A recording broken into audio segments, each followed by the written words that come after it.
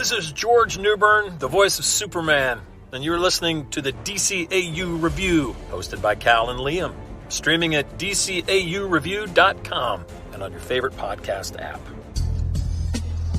There is an alien among us. A superior being from a place called Krypton. Deep in the heart of the city, he watches for signs of danger. Ready to act on a moment's notice. His true name is Kal-El. You know him as Superman. Maybe you ladies haven't heard about me. The future of Metropolis is in the hands of the Man of Steel.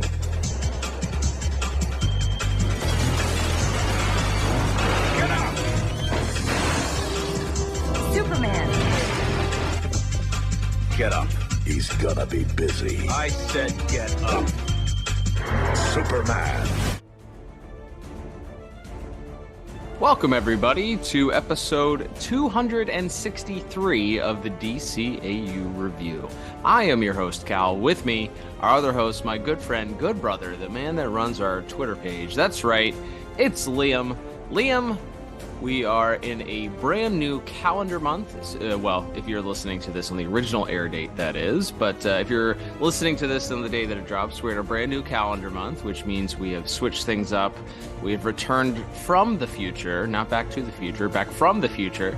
And we are in present day, I guess 50 years in the past, whatever the past is, if we're going in reverse here. But we are back with one of the original series of the DCAU, and we are tackling some of the final episodes, believe it or not, of this series, and we have an interesting one to tackle today. Absolutely, Cal. This is an episode that is mildly infamous within our own household growing up, because it seemed to be just heavily in the rotation of repeats of this show that would air on Kids WB. So we are, of course, talking about the episode Absolute Power, the return of Jax-Ur and Mala, the Kryptonian villains from the Phantom Zone. I think we just talked about their first episode not too long ago. So getting back out there, and let's get into it. As mentioned, this is a bit of an infamous one. I remembered elements of this as if I had seen the episode yesterday, even though it had probably been at least 15 years since I'd seen it. Yeah, and the aforementioned episodes, if you do have the desire to check them out, perhaps you have not listened to the first Jax-Ur and Mala episodes, we split that two-parter up into two episodes. So that was episode 235 and 236 in the archives at the DCAUreview.com or on your favorite podcast app.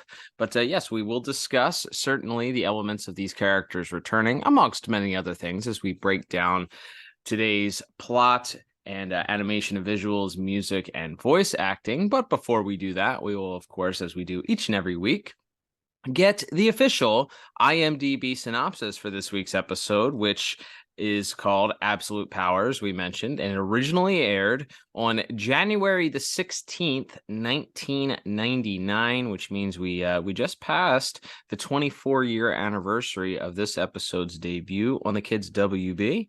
And of course, the official IMDb synopsis, as it is each and every week, is brought to you by the Pod Tower. If you like DCAU podcasts and you just can't get enough, head over to youtube.com/the Pod Tower, where you can get some great podcasts, including our friends at Watchtower Databases podcast, Jump on the Bat-Wagon, also the entire catalog of the Tim Talk podcast, which covered every single DCAU episode. And they even had bonus episodes talking about additional DC comics and world events as well, all available in one place, sitting alongside our entire catalog as well.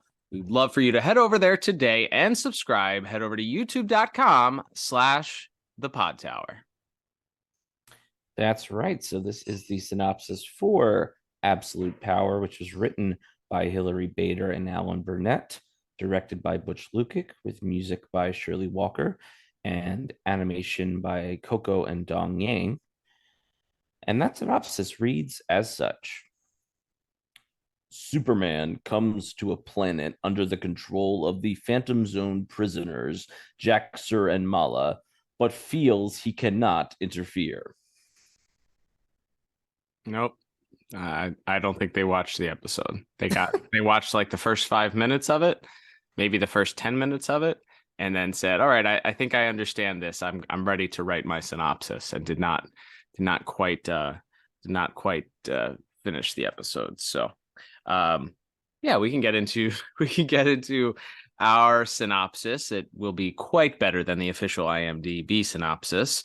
As we open things up, we get a trope that we mentioned, I think at least one other time was used, and that was in one of our favorite episodes of all time. So I had high hopes kicking this episode off.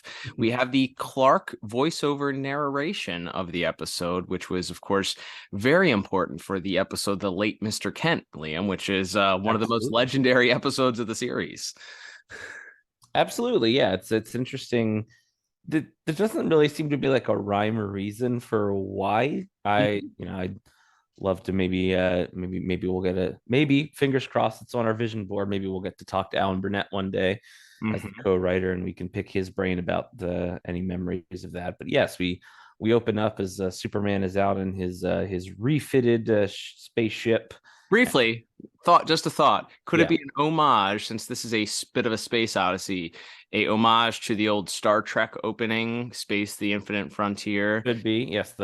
Captain Kirk, Captain's Log type thing. Yeah, that's a good idea. That's a good shout. That makes a lot of sense now that you say that. So good call there.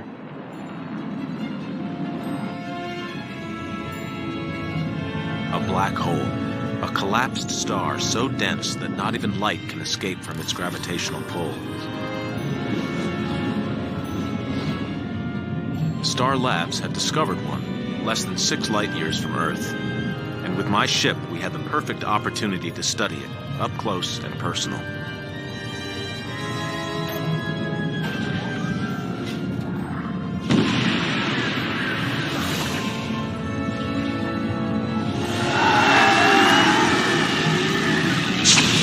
After watching the probe being pulled into the gravity well, this was about as up close as I wanted to get.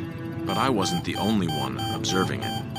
Yeah, so we have Superman sort of monologuing. He's out in deep space researching a black hole. When he, in the process of finding it, he sees another ship who's out studying it, apparently get a little bit too close and begin to get pulled into this the gravity well of this giant singularity. And so he springs into action, and he's just barely able to save the ship, and he takes it down to the closest habitable planet.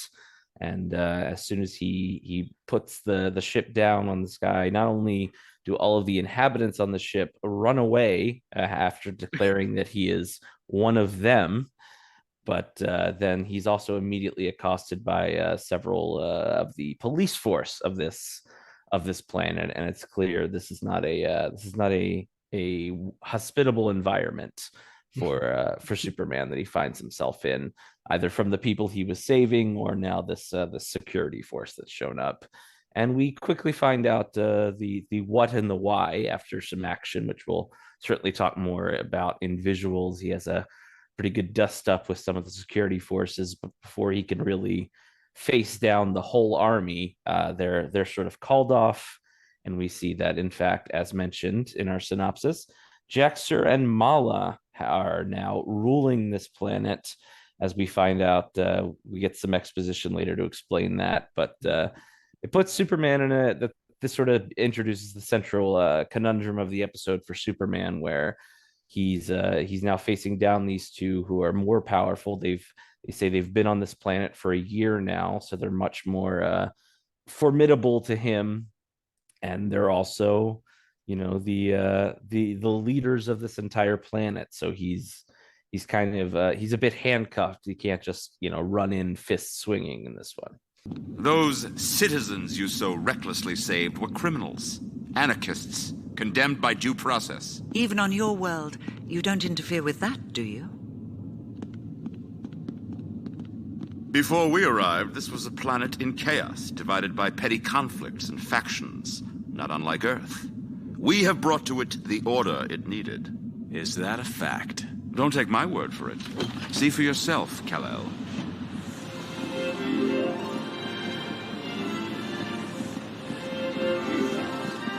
Production instead of destruction. Factories where there were once useless forests and wetlands. Workers who now cooperate with each other instead of compete. A job for everyone according to his abilities and our needs. Yeah, it is a plot point that I don't recall catching on. I think the original time these aired, as the whole crux of it is, can he interfere? Is this his jurisdiction? And even Jax-Ur calls that out as he begins to show some concern, certainly, about the area. As you mentioned, we get the exposition that the whole reason that Jax-Ur and Mala were freed from the Phantom Zone, where Superman last left them, was this black hole that was being investigated. It's the same black hole that Superman was investigating, and the citizens of this unnamed planet were investigating. The gravitational pull of that, as another ship was investigating it, caused a rip in an interdimensional portal in between the Phantom Zone and our dimension, I suppose, which allowed them to be free. And then, as you mentioned, they'd been on this planet for over a year. And in that time, as Jax-Ur so kindly gives Superman a tour of the facilities, he talks about how before they came, it was a not too different from Earth type planet with different factions and people sectioned off and wars and fights. But since they took over as the rulers, they've been able to create order, and everyone has a job according to their own abilities, which doesn't sound at any type of totalitarian type regime would say at all. He also goes through and talks about how they got rid of all of the useless rainforests and trees and built gigantic factories to build things. And he's very, very proud. And he's brought morality, reality, and purpose through the educational system that they are educating their citizens to learn the Kryptonian, or the new Kryptonian way, as they've dubbed this planet, New Krypton. So Superman obviously is certainly conflicted, as you mentioned. He wonders to himself what type of action he can take, but before he's able to take any, Jax-Ur and Mala let them know that they've recovered his spaceship from the area of the black hole and are ready to send him on his merry way. And just as Superman goes to the port, it appears there's no verbal cues, but it certainly appears that he's somewhat hesitant as he arrives at his ship, conflicted, thinking about this race of people who are now under this terrible regime, what he can do. And just as he's about to get into his ship, we get a reappearance by one of the people that he saved in the ship originally that were terrified of him, that being this character, Satea, who shows up, and she's there, takes down one of the security guards, and decides to show Superman just what is being manufactured at that time. This is what they didn't show you on your little tour.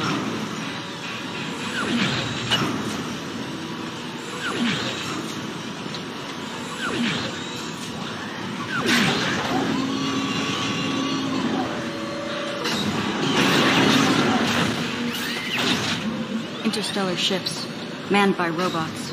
They're building an armada.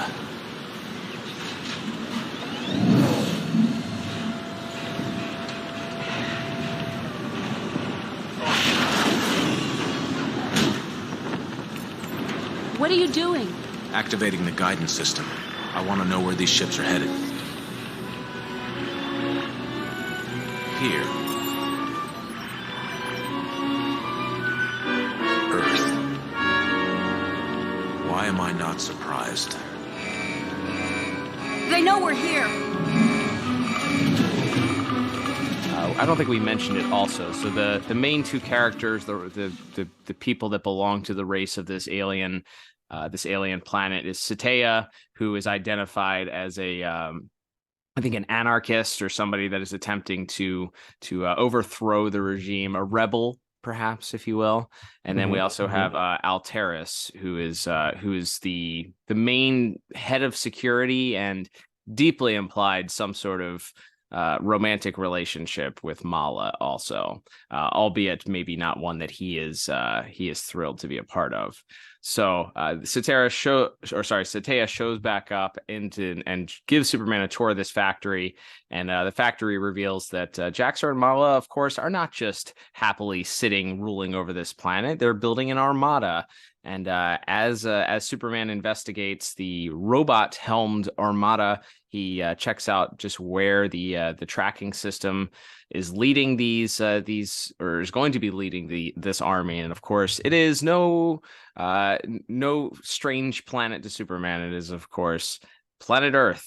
So Superman gets his idea that at this point, he doesn't have a choice at this point to leave this planet alone. That if he does, this evil may indeed flourish and come attack him on his own home turf if left alone. So that puts Superman in quite a conundrum at this point, and kind of leads us to our third act here. Is Jax-Ur and Mala get word of the attack that happened on the security guard at the factory. And they have put plans in motion at this point to stomp out any remaining rebellious forces headed against them. But the rebels aren't alone this time. They've brought help. That's right. So in the scuffle after Superman and Satea sort of find out the plot to invade Earth, Superman and Satea are captured in the melee, and as a result, they're they get really, this is like, it's so funny because it's very sci-fi, like this whole idea of the black hole and everything, but also this is like a James Bond villain thing. They like strap him to a big rocket and they're gonna shoot him into the black hole. Mesmerizing. Of all the phenomena of nature, none fascinates me more than a black hole. It is the one true force of absolute power.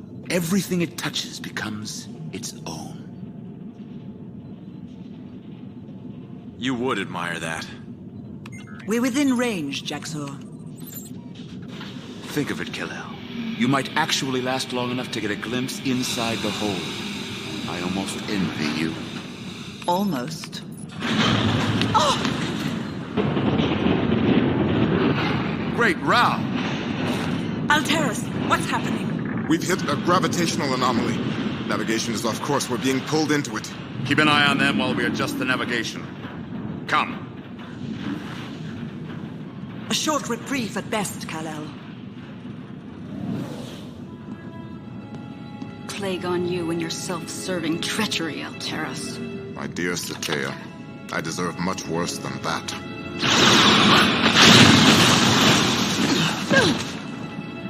We have to hurry. It won't take that witch long to realize it was I who disabled the navigation.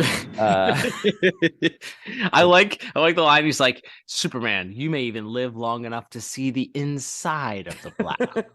He's like, and Jax-Ur has this, the whole thing is he has this strange fascination of the power of this black mass that's out in the middle of space. And so he's somewhat sort of with his vocabulary worshiping the idea of this, but also taunting Superman that, you know, his last moments are going to be the deep black nothingness of this energy force. Absolutely. So as that is going on, there's a alarm goes off, and Mala's sort of right hand man / boy toy Alteris enters and lets them know that there's some sort of malfunction. So Mala and Jax-Ur fly off to investigate, and at which point we find out that while Alteris, he's not a good guy, but he's sort of reached his breaking point with this regime that Mala and Jax-Ur have set up, and he frees Superman and Satea, and ultimately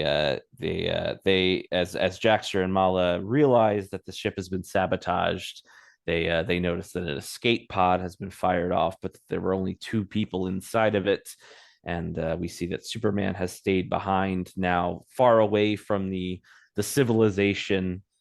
He can now finally take these two on in a direct fight, and we get quite a bit of punching. We'll certainly talk more about that in visuals, and it's actually a pretty exciting deal. They're obviously very evenly matched. As mentioned, they've been exposed to a yellow sun for a lot longer than they had in the previous episodes, so they're no longer sort of underpowered compared to Superman. However, in as they continue to fight and the ship is sort of being knocked around, it actually begins to get pulled into the aforementioned black hole, Chekhov's black hole, if you will, and Jax-Ur and Mala end up in space. They have little breathing masks on, and they sort of continue the fight, though ultimately Jax-Ur wants to break off because Superman with no oxygen will either get sucked into the black hole or simply die in his own right. And ultimately Superman's able to sort of bounce back, and there's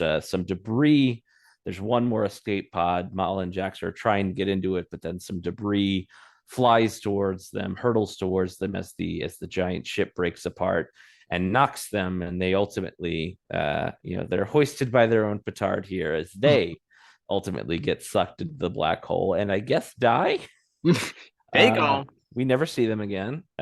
Spoiler alert. So this is apparently a pretty gruesome ending for Jax-Ur and Mala, and Superman is just able to get into that final escape pod and takes a big breath of oxygen and is able to fly away. And we get a little bit of a postscript back on the alien planet, the New Krypton, as it was dubbed by its former owners.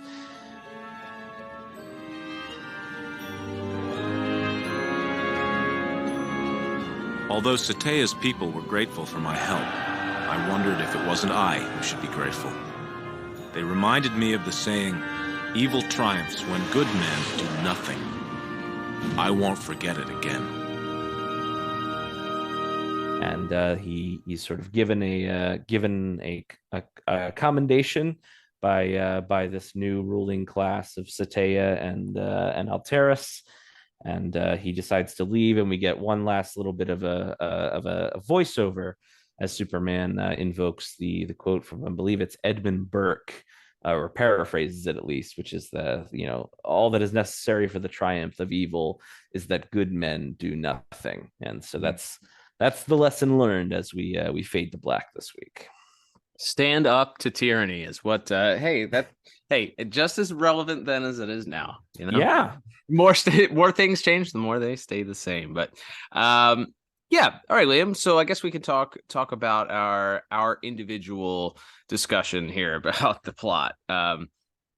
I was a little bit prejudiced, I would say, coming into the episode, as we discussed, because of the amount of times. And we talked about this right before we started recording, but the episode debuted in January of 1999.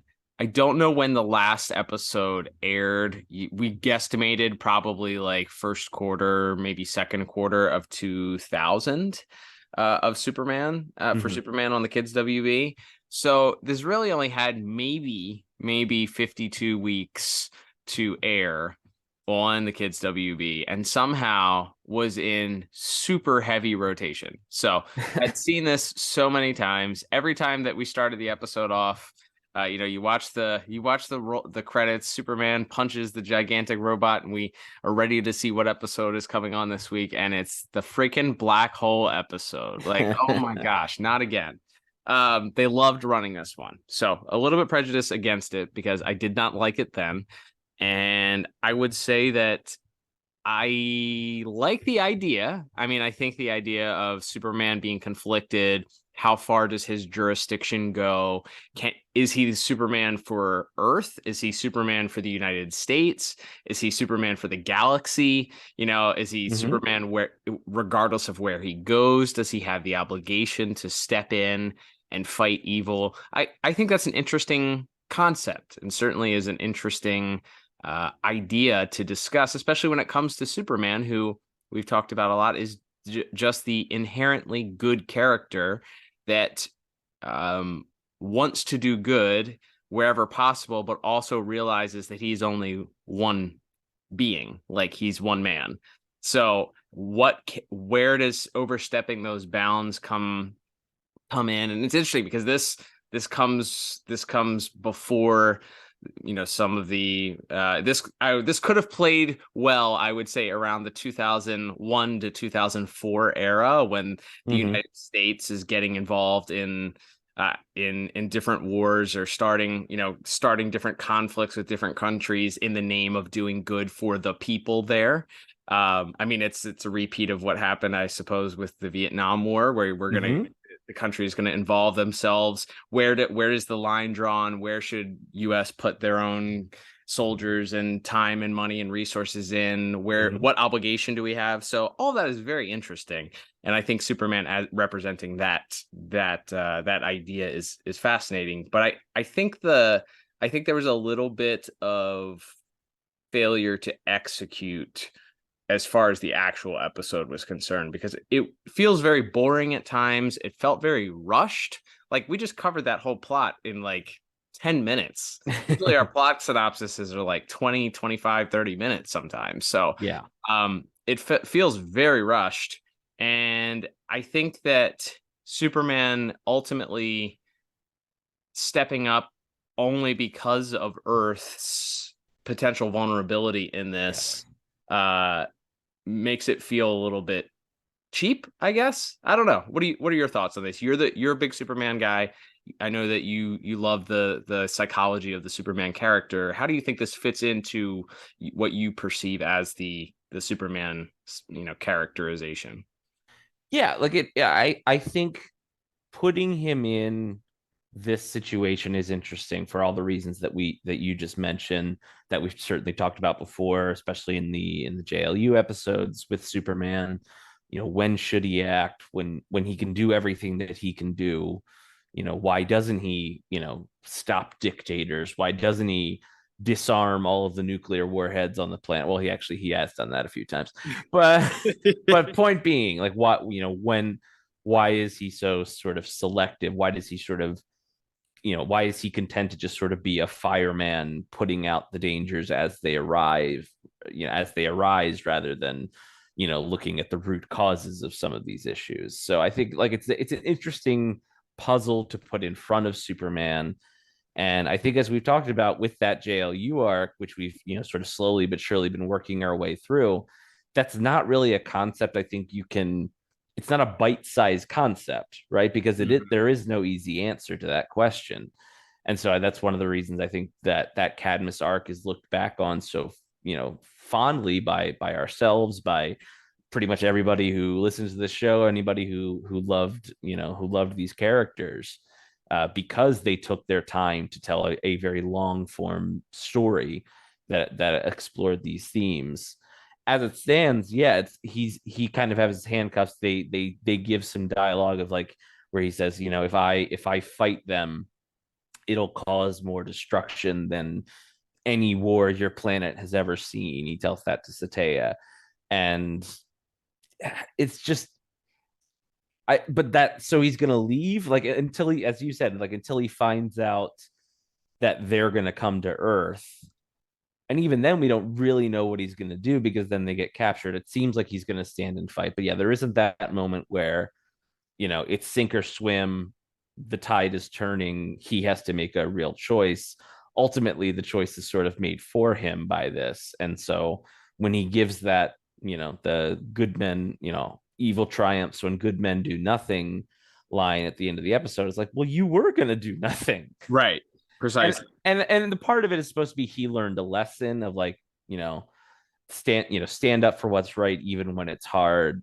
Always stand up for the downtrodden and the people that need you even when it's not easy. That's sort of the point of the episode. I understand that, but how he arrives at that is still, like, it doesn't feel like he ultimately made a moral choice to stand up for the oppressed, so much as his hand was kind of forced, and also it became a preemptive thing, rather than maybe him trying to find a way to, like, trick Jax-Ur and Mala to leave the planet so that they could fight and he wouldn't have to worry about the destruction, or something where he sort of has a bit more, like more agency and more of a direct effect on how it is. As it stands, he gets captured and then they take him out into deep space where he can punch them without blowing up the planet. So it's like not a lot of it comes down to choices he makes, right?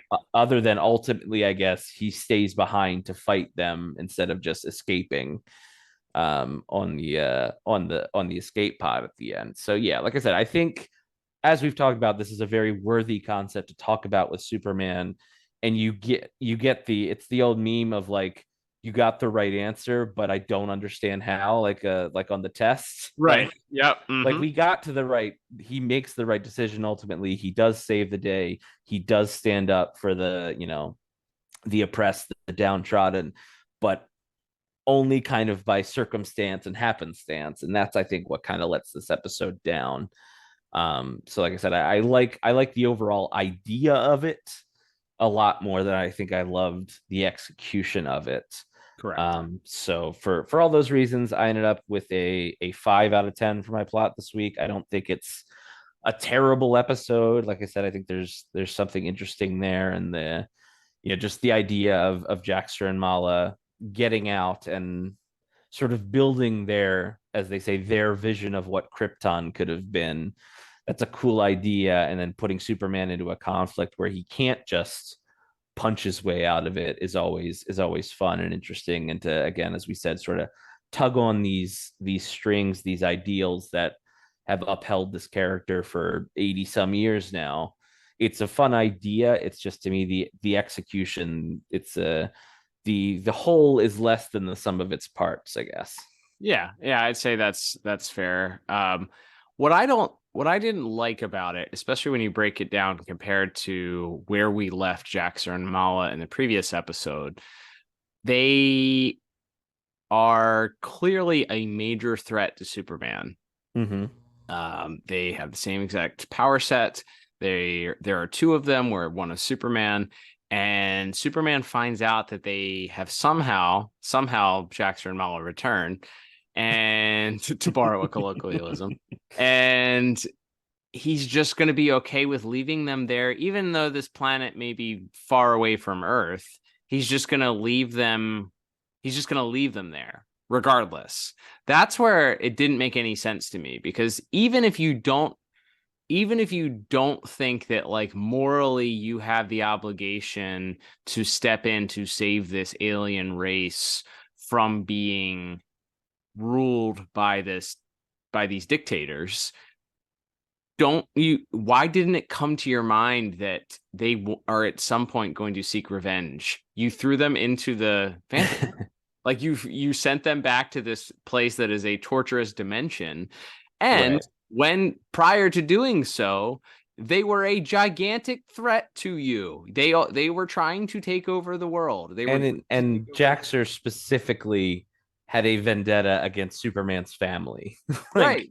Jor-El is the one who put him in the Phantom Zone in the first place. Right. So do you think, like, why would you? Was he just gonna if there was dialogue that said, like, well, we'll just live to fight another day, or I need to regroup and think about this, or there was some sort of, I don't know, realization that this wasn't the, like, if he has this realization on his own, but like you said, it's all circumstantial. It's based on the fact that somebody else shows him that they can't be trusted, makes it feel silly, because he already knows they can't be trusted. We've seen the whole episode where he tried to reform Mala, and her bloodthirsty lust for power led her to freeing Jax-Ur. So we've been down this road. So if this was two new Kryptonian characters, maybe I think that it would be different. Like, I think that's maybe where the disconnect is. If you didn't reuse Jax-Ur and Mala, you have two different alien. Let's just say it's another set of aliens, or maybe it's it's two new Kryptonian characters that somehow escaped the Phantom Zone. Okay, you could do that. But because it's these characters that he already knows that he can't trust, makes it feel very dumb of him just to go, well, I'll leave them alone. They're not going to do anything all the way out here with this entire planet at their disposal. They're just out here. Sorry, can't do anything. Got to go home.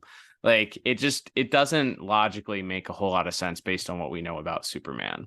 And again, it's not as if they tried to appeal to the idea that he's like, well, they've turned over a new leaf, because it's very obvious that even though there are quote unquote positive things that may be happening for this planet that Jax-Ur is trying to convince Superman, he should not believe it based on the fact that they are still ruling this thing with an iron fist. Like they're not even pretending to be good. They are dictators. Like it's obvious that they are. So yeah, for all those reasons, I ended up giving it a 4 out of 10. I think that there are just some big flaws. And it's some of it is also the reputation that we have that unfortunately precedes both Mr. Burnett and Miss Bader. Both can write fantastic stories, both legends of the DCAU, both of them working together. It seems like it should come out with a really great product. And I think there are just unfortunately some big plot holes in the story and the overall. So had to give it a 4 out of 10. Despite maybe having the DNA, the bare bones of some good thoughts and some interesting storytelling devices, I think it just at the end it ended up being a bit of a mishmash. Yeah, like I said, I think this concept has just been explored in so many better ways across, even just in the DCAU. Even it's not a universally loved episode, but like War World, for instance, where Superman's kind of thrust into a similar situation where he's not going to be able to just have a fist fight to solve that problem. Whereas we just talked about the whole Cadmus arc, like there's so many episodes even within that, or episodes of or issues of comic books. There's a pretty recent story called Up in the Sky by Tom King and Andy Kubert that's totally focused on the idea of Superman kind of struggling with what his jurisdiction is, and should he get involved in this one scenario in order to and potentially leave Earth unprotected while he deals with this. Like it's like these are very interesting heady concepts for a character like Superman, but the way, like I said, it's just too condensed. And like I said, I don't feel like ultimately the choice is made for him rather than him choosing to act heroically. He's sort of thrust into it and doesn't really have a choice. So that's ultimately where it falls down. And I don't know, I guess this is kind of a plot thing. Also, at this point, I guess the Kryptonians can't fly in space. They can do so many things in different situations. Sometimes they can breathe in space without masks. Sometimes they can't. I guess this planet didn't allow them to fly. I don't know. Yeah, everybody's just kind of like floating. Like even at the end when Superman grabs when he gets into the escape pod, he has to he gets sent off careening into space, and then he hops off of an asteroid to get back to it. So, and I know the spacesuit that he wears has little rockets on the boots, but it never occurred to me that those were the only way he could fly in space. And also because later on he can just fly in space. Right. So, yeah, when the plot calls for it, I suppose. Right. Exactly. All right, Liam. Well, let's move on to our next category, which of course is going to be visuals and animation. And interestingly enough, I believe Coco and Dong Yang were the ones that were attributed this episode. However, according to the DCAU wiki, Tokyo Movie Shinisha Co. Ltd. did the black hole effects aside from the Dong Yang and Coco animation. So yeah, that was definitely some TMS stuff. God bless Coco and Dong Yang. I don't think they were pulling that off. So we have three different hands in the proverbial pot here. And certainly some interesting things when it comes to the setting, because we are in a more sci-fi stylistic a place here with an alien race and an alien planet. What stuck out for you as far as the visuals and animation are concerned?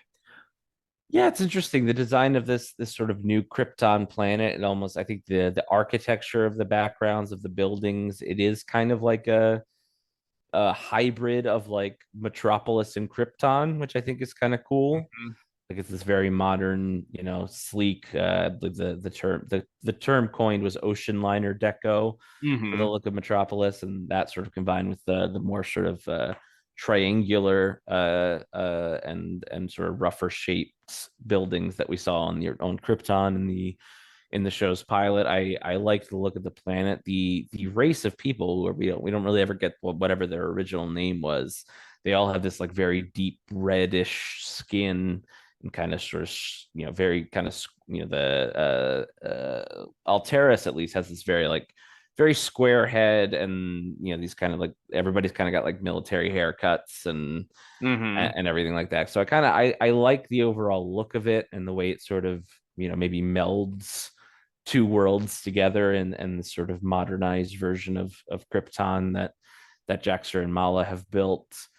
I like the design of like the ships and everything that we see is pretty cool as well. I didn't notice any direct. It was funny, we talked about this being sort of a space odyssey episode. There isn't like a lot of direct Star Trek or Star Wars homages that I could find, other than there is a moment at the end where Superman sort of rises up on this little platform to confront Jax-Ur and Mala, which felt very right out of Empire Strikes Back. But yeah, there's less overt references. We were trying to pinpoint if this was a like a specific pre-existing DC alien race that they were using. And they don't call them like Daxam or any of those those fun DC worlds that pop up once in a while. They do look, or at least Alteris looks very similarly, I think, design wise to Sinestro. We were talking about this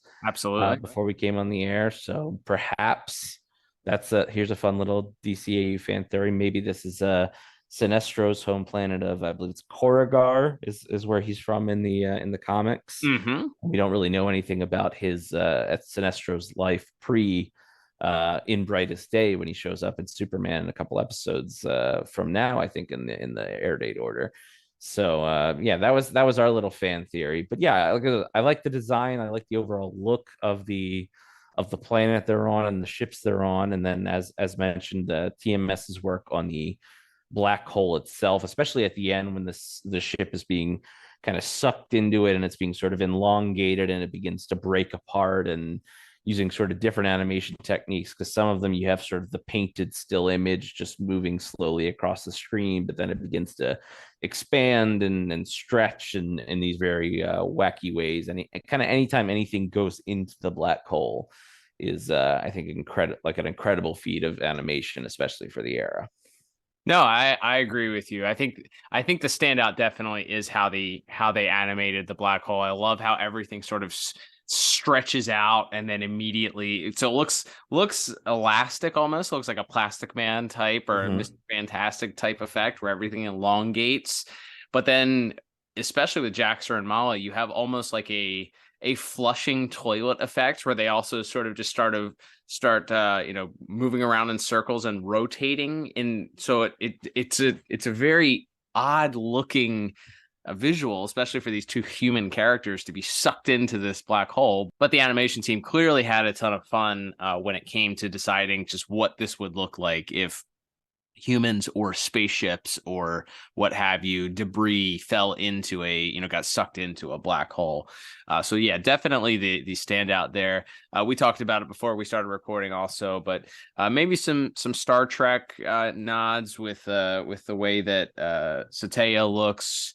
She has sort of the Vulcan pointy ears type thing. It's hard to tell if it's part of her tiara or part of her actual form, but could be, we're in a sci-fi space odyssey. You can't do that without having homages to pop culture sci-fi. So I would also say a glaringly obvious one, the medal ceremony at the end for Superman, could also be an homage to Star Wars. I think you mentioned there's a brief homage as Superman reveals that he has hung back in order to take on Jax-Ur and Mala. There's he comes up through the floor in an elevator. You had mentioned that that's could be an homage to Star Wars Empire Strikes Back, where there's a very similar shot of Luke Skywalker ascending on the planet Bespin. So yeah, there's definitely some interesting visuals. I will say Just just as we've talked about before, you kind of expect more Easter eggs and things kind of snuck into these big alien planets, or using some of the more established DC Comics lore in order to to kind of give a wink and a nod. And it felt like maybe they didn't do quite as much here. Same thing with if you're doing a Space Odyssey, you would want to have more overt homages, but they sort of, I think they resisted the temptation to do that and kind of did some more original stuff. But there is some violence. We don't get as much of a violent fight as we did in the first Jax-Ur and Mala episodes between Superman and his fellow Kryptonians, but we do get a closed punch to the face of Mala in their first little fisticuffs, and there is some fighting that occurs a little bit later on, as we mentioned, in the ship as it's breaking apart. But I think that the standout probably has to be the black hole, how that was animated. Unsurprisingly, TMS did just an absolutely incredible job with it. Super fun. I think the other thing that I had that stood out when Superman is initially saves the rebel ship and is bringing it back to the planet. As we mentioned, he sort of gets attacked by some additional ships, and so there's a chase scene where he's being chased down. There's one of the ships shoots a fireball at him, and he punches it right back into the weapon. It was a pretty fun visual there. But yeah, I would say I think the lack of having either a lot more direct homages to the sci-fi genre, or some of the DC Comics lore may have underwhelmed me a little bit when it comes to the visuals. But I still ended up giving animation and visuals a strong 7 out of 10. Yeah, I went just 1 point higher. I went 8 out of 10. I think I put a lot of that on the work of that final sequence with the black hole. I think it's just immaculate. And just the visuals that they didn't go with like the real trippy Kirby like purple yellow orange space. It's like it's, you really get this feeling, which they talked about it, like you said, in the plot of Jax-Ur kind of being fascinated by this unrelenting force of this black hole, just this kind of cold utter blackness, and there's kind of like this really dark cool color palette to that final sequence that I think really works well with how they've set up this black hole as this this unstoppable force of nature there. So I think I really loved the way that was all set up in the final sequence. And yeah, I think it's a really solid job by, as we found out, apparently three of our studios kind of working in tandem on this one. Yeah, that kudos to them also, because we've also seen where sometimes animation studios don't work well together, and I think there are, from scene to scene, Superman's model varies a little bit depending on which scene it is. I did notice some scenes he looked a little bit more skinny.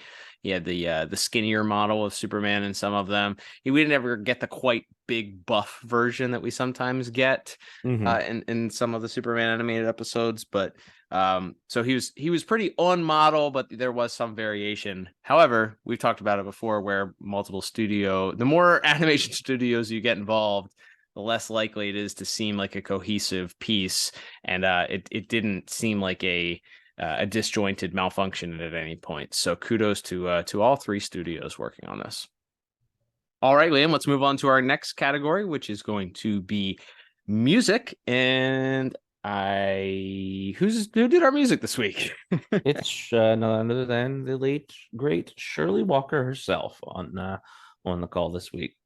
There you go. All right, so Shirley Walker responsible for this week's music, and I didn't have a ton. I will say I think she leaned into the Space Odyssey type sci-fi theme as we get sort of the introduction of Superman in the opening scene with the voiceover. We get the classic Shirley Walker Superman theme does come in as he saves the day with the ship, the initial ship that was headed into the black hole, and then rescues it, and then we we get further Superman theme played in sort of a minor key later on as he reveals that he stayed behind. The Space Odyssey theme sort of plays as the outro also. So, the elements of those particular themes, horns and the bells and the xylophone and stuff like that certainly pull through on this. But I think there wasn't one particular moment that I felt that the themes really stuck out, other than maybe the intro and the outro, as with the Tim Daly narration over top of it. I thought that fit it well. And again, we talked about at the top that maybe this was an homage to that Star Trek, captain's log type intro. So that was a very important part of that. That was the music that played underneath of that was an important part of making that feel grand in the way that it was done. So I think it does a good job here. I didn't think that there was one part that necessarily stood out though as like a real impactful moment, but solid music all the way around. So I went with a 6 out of 10. Absolutely. So I actually went with the exact same score of 6 out of 10 for basically the reasons you touched on there. I think there is sort of a bit of a orchestral John Williams-y feel to that, especially I think the final act. Sure. But yeah, there isn't like a traditional through long episode theme, other than of course the Superman theme popping up as you mentioned there. But there's sort of an attempt to sort of replicate that sort of space opera music a little bit at the end there. But nothing super standout, but yes, unsurprisingly another pretty strong and solid outing from Ms. Walker. All right, Liam, let's take it on home with this week's episode with our final category, and that of course is going to be our voice acting. We of course have some returning villains, so that means some voice actors and actresses that we've talked about before, but not a huge cast for this week, since we take place on another planet without our normal cast. So let's get into breaking down this week's voice actors and actresses and their corresponding performances. Absolutely. So really, other than of course Superman himself, it's an entirely guest cast. So we will break down some pretty familiar names here. Carl Lumbly, of course, very not a voice that's hard to notice. Playing Alteris, the super distracting right hand soldier. Yeah, he's just talking like Martian Manhunter. Like it's not like, I mean, this obviously this came out years before he was the Martian Manhunter, but it is just really really funny that he's absolutely that he's there. But yes, as the right hand soldier slash concubine of Mala in this episode. He's obviously he's always great, but yeah, like I said, it's just a little bit distracting with it just being so obviously Carl Lumbly. But elsewhere we have this is a pretty fun name, Jennifer Jason Leigh as Satea, who I don't think she was a huge name at the time, but she's gone on to star in things like Quentin Tarantino's Hateful Eight. And she was in the show Weeds for a long time as well. A lot more memorable roles in like the last 10 or 15 years for her. So it's always fun when those names that went on to become kind of bigger names in Hollywood sort of pop up earlier in their careers. Like she probably of the guest cast, other than our villains, gets the most to do. Again, because as we talked about, this plot is so truncated, she's kind of has to be the one that does the emotional appeal to Superman, and also the exposition to explain that there's more going on here. I think she does a solid job, but ultimately doesn't get like a ton to work with either. Yeah, it's weird. I mean, I think maybe most famously, and it was a little bit before both of our times, but she was in the cult classic Fast Times at Ridgemont High also. So you cast somebody that had so much notoriety like that. And there were times that they did that where Andrea Romano was just like, yep, this is going to be the voice that we're going to cast. And they're not going to have a ton to do, but it's a notable name. I sometimes wonder if that was used as a way to kind of get word of mouth around for, hey, this is so fun. Even if you don't have a ton to do, go work with Andrea Romano and the guys doing this show. Or how much of it was just, hey, we think this would be really great. We have a great relationship with so-and-so's agent, so we're going to bring them in for this piece. So yeah, it is very interesting that a name like hers was brought in for such generally a minor role. It's an important role to the story, obviously, but not a ton is required of her. So you wonder, did stuff end up on the cutting room floor that we didn't know about? Was there thoughts that maybe bringing her back in a future role, she could come back and do something else as a different character? Who knows?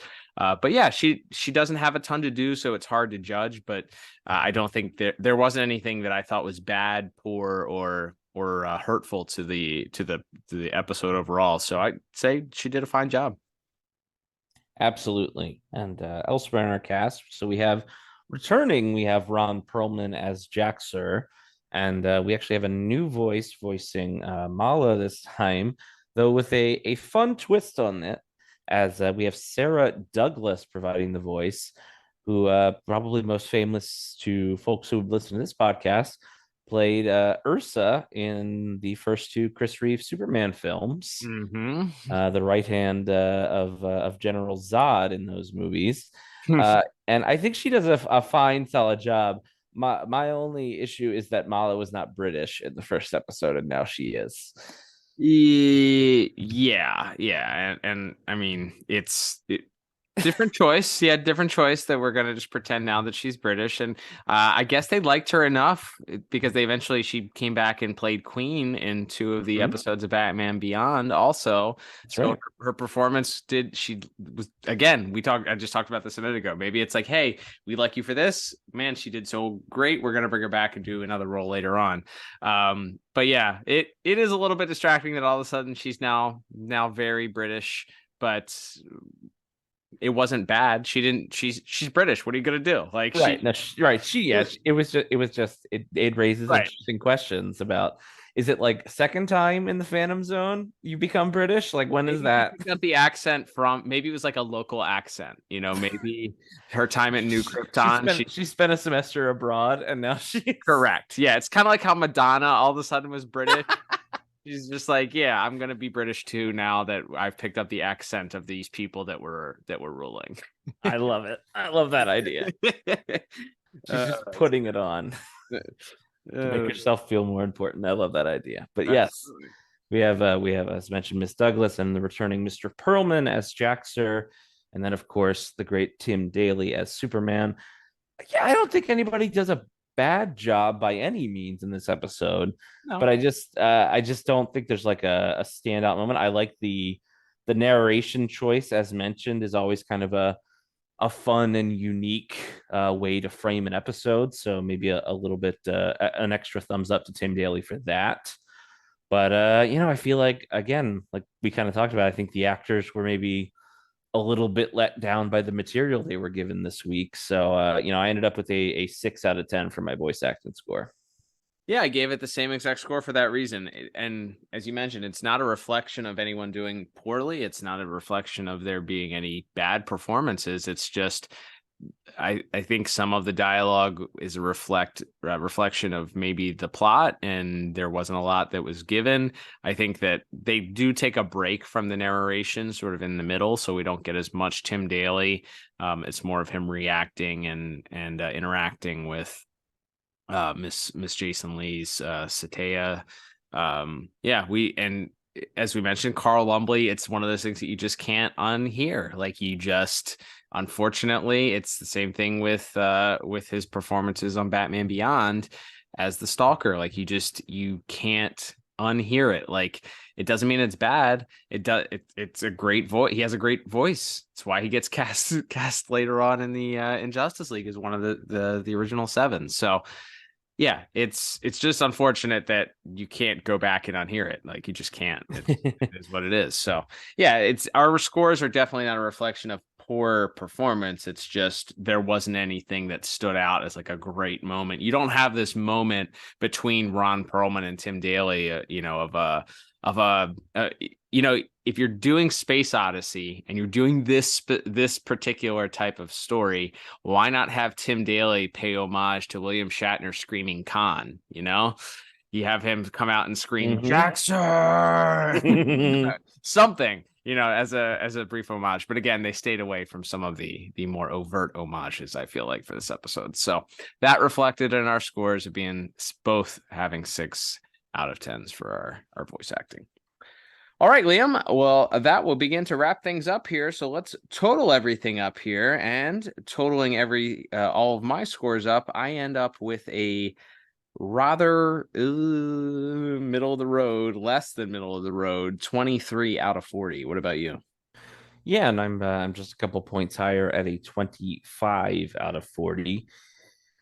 Rewatchability, it is a returning villain. It is the end of the Jax-Ur and Mala characters. They don't appear again ever. So right. It's weird because I guess it, like you can say, it's a returning villain, but also they had such a definitive end in the first episode that they just come back and then they're defeated again, right, and we never see them again. So it's kind of like if the tree didn't fall in the forest, right? Anyone need to watch this episode? I don't know. Like that's hard. Like I didn't hate this episode, right, but it's just not.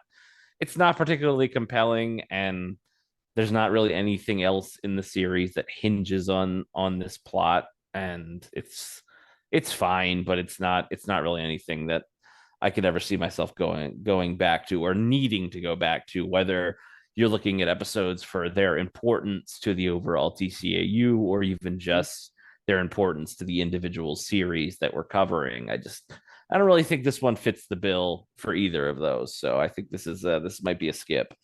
I am confident in saying this is a skip for me as well. I'd say you brought it up, a very good point. This topic, this exact conundrum Superman faces in World. So we know that there is another episode. And that episode also, as you mentioned, is not loved by a lot of people. However, if you're interested in seeing this particular topic of getting involved in a unfair political regime and Superman's obligation to fighting for truth and justice wherever he goes, not just the American way, but truth and justice in and the rest of humanity, then watch that episode. I think that episode does it a little bit better. There's more action. There's more interesting things that happen in that particular episode than this episode. Also, I would say that, as you mentioned, Jax-Ur and Mala have a pretty definitive ending. If I didn't know that they came back in this episode, I don't think I would care. I think that they get sent to the Phantom Zone, and that is where they live for all of eternity.